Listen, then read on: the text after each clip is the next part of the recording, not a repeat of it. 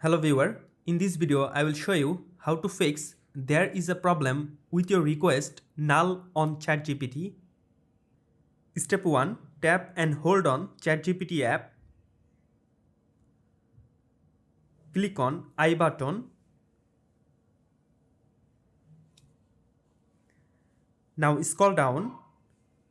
Go to ChatGPT storage.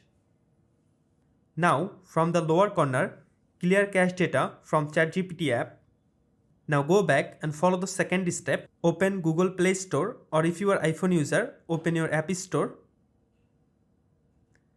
Now search ChatGPT. From here, uninstall ChatGPT app.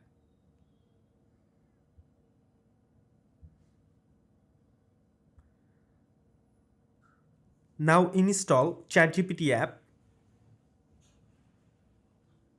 After complete the installation process, open your ChatGPT app. Now log in your ChatGPT app.